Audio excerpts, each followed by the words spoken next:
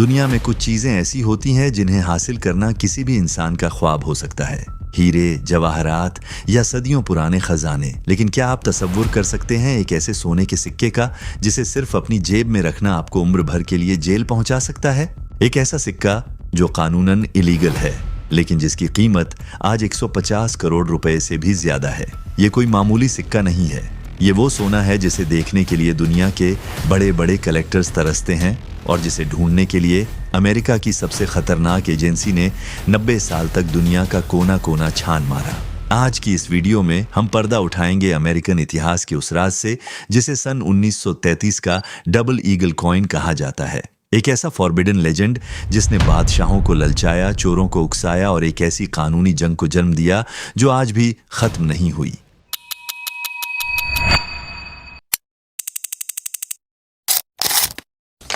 इस कहानी की शुरुआत आज से 120 साल पहले 1904 में हुई थी। उस वक्त अमेरिका के प्रेसिडेंट थे थियोडोर रूजवेल्ट। रूजवेल्ट एक आम पॉलिटिकल लीडर ही नहीं थे, बल्कि उन्हें कला और खूबसूरती से भी सच्चा लगाव था। एक दिन उन्होंने अपने देश के सिक्कों को देखा और उन्हें वो बेहद बदसूरत और रूहलेस लगे।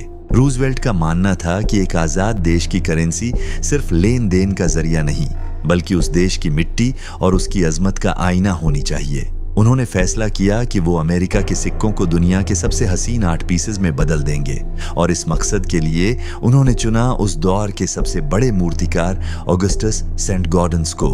सेंट गॉर्डन्स ने दिन रात एक करके एक डिजाइन तैयार किया। कॉइन की एक तरफ लेडी लिबर्टी जो एक हाथ में मशाल और दूसरे हाथ में ऑलिव की टहनी लिए आगे बढ़ रही थी, जो आजादी और अमन की निशानी थी, और कॉइन की दूसरी तरफ एक उड़ता हुआ अमेरिकन ईगल जो ढलते हुए सूरज की रोशनी में पंख फैलाए हुए था। लेकिन यह डिजाइन इतना पेचीदा था कि उस वक्त की टेक्नोलॉजी के लिए इसे बनाना नामुमकिन था। एक सिक्का बनाने के लिए मशीन को 11 बार स्ट्राइक करना पड़ता था। सेंट गॉर्डन्स की मौत हो गई, लेकिन उनका ये डबल ईगल कॉइन का डिजाइन हमेशा के लिए अमर हो गया। $20 का ये सिक्का, जिसमें 90% शुद्ध सोना था, अमेरिका की शान बन गया। लेकिन किस्मत को कुछ और ही मंजूर था। वक्त तेजी से गुजर रहा था और साल आया 1933। दुनिया बदल चुकी थी। अमेरिका महामंदी की गहरी खाई में गिर चुका था। लोग भूखे मर रहे थे, बैंक डूब रहे थे और लोगों का भरोसा कागजी नोट से उठ चुका था। हर कोई अपना पैसा निकालकर सोना जमा करने लगा था। हालात इतने खराब हो गए कि नए प्रेसिडेंट फ्रैंकलिन डी रूजवेल्ट ने एक ऐसा फैसला लिया जिसने पूरी दुनिया को हिलाकर रख दिया। उन्होंने जारी किया गोल्ड कॉन्फिस्केशन ऑर्डर। इस ऑर्डर के मुताबिक अमेरिका के हर शहरी के लिए सोना रखना गैर कानूनी करार दे दिया गया। सबको अपना सोना सरकारी खजाने में जमा कराना था, वरना जेल तय थी। इसी साल फिलाडेल्फिया मिंट में लगभग 4.5 लाख डबल ईगल के सिक्के बने जा चुके थे, लेकिन कानून बदलते ही उन्हें कभी मार्केट में नहीं लाया गया। ऑर्डर आया कि इन सभी सिक्कों को तुरंत पिघला दिया जाए। सरकारी भट्टियां गर्म हुईं और लाखों सोने के सिक्के पिघलकर सोने की ईंटों में बदलने लगे। रिकॉर्ड्स के मुताबिक सारे सिक्के पिघला दिए गए, सिवाय 2 के जो हमेशा के लिए यादगार के तौर पर स्मिथसोनियन म्यूजियम में भेज दिए गए। लेकिन यहाँ से शुरू होता है वो राज जिसने सीक्रेट सर्विस की नींदें उड़ा दी। सरकारी रिकॉर्ड्स के मुताबिक अब दुनिया में सिर्फ 2 ही ऐसे सिक्के बचे थे। लेकिन 11 साल बाद अचानक एक खबर ने हल्ला मचा दिया। कुछ सन 1933 का डबल ईगल कॉइन एक ऑक्शन में नजर आए। सीक्रेट सर्विस हैरान थी। अगर सारे सिक्के पिघला दिए गए थे तो ये कहां से आए? क्या फिलाडेल्फिया मिंट के अंदर कोई गद्दार था?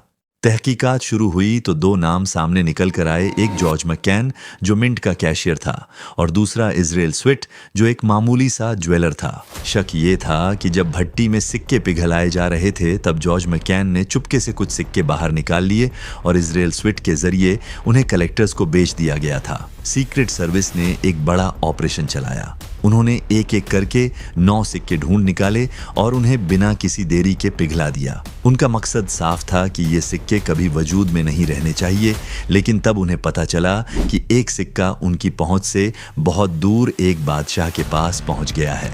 ये एक सिक्का इजिप्ट के बादशाह किंग फारूक के पास पहुंच चुका था।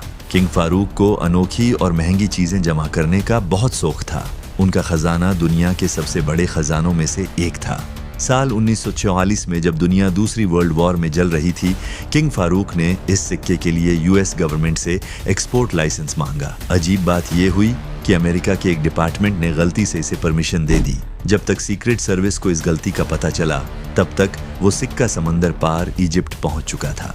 अमेरिका ने इजिप्ट से दोस्ती के नाते सिक्का वापस मांगा, लेकिन फारूक ने इनकार कर दिया। फिर साल 1952 में इजिप्ट में तख्ता पलट हुआ और किंग फारूक को देश छोड़ना पड़ा। उनका सारा खजाना नीलाम किया गया। अमेरिका ने फिर कोशिश की, लेकिन वो सिक्का गायब हो गया। अगले 40 साल तक ये सिक्का कहाँ था, कौन इसका मालिक था, ये कोई नहीं जानता था। लोग इसे एक अर्बन लीजेंड मानने लगे थे।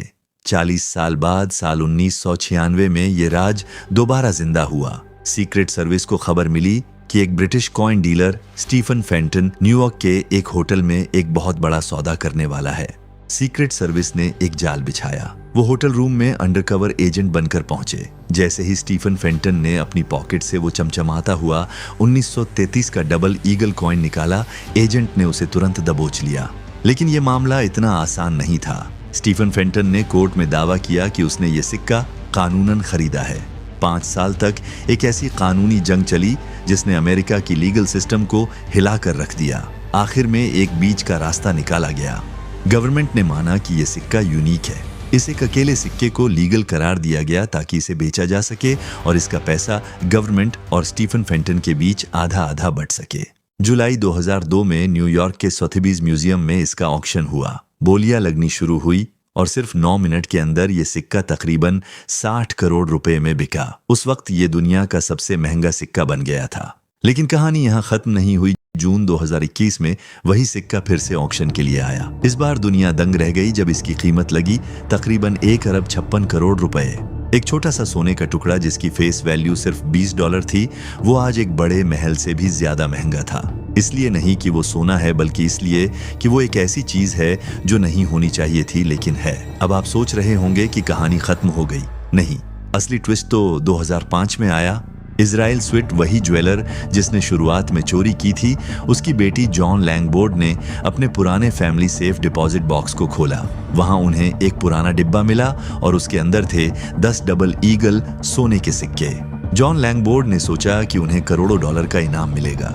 उन्होंने वो सिक्के गवर्नमेंट को दिखाए, लेकिन सीक्रेट सर्विस ने बिना कोई पैसा दिए सारे के सारे 10 सिक्के सीज कर लिए। उनका कहना था कि चोरी का माल हमेशा चोरी का ही होता है, चाहे वो 70 साल पुराना क्यों ना हो। एक लंबी कानूनी लड़ाई के बाद 2016 में सुप्रीम कोर्ट ने फैसला सुनाया कि वो 10 सिक्के कभी बेचे नहीं जा सकते और वो हमेशा के लिए सरकारी जायदाद रहेंगे। स्विट फैमिली के हाथ सिर्फ पछतावा लगा। दोस्तों, सोना तो आज भी धरती से निकल रहा है, लेकिन डबल ईगल का ये सिक्का हमें बताता है कि चीज़ों की असली कीमत उनकी चमक में नहीं, बल्कि उनके पीछे छुपी कहानी और उनकी दुर्लभता में होती है। तो दोस्तों, मुझे उम्मीद है आपको ये वीडियो पसंद आया होगा। अगर पसंद आया हो तो वीडियो को लाइक और सब्सक्राइब जरूर कर देना। अगली बार फिर मिलेंगे एक नई और रोमांचक कहानी के साथ। तब तक के लिए अपना ख्याल रखिए। धन्यवाद।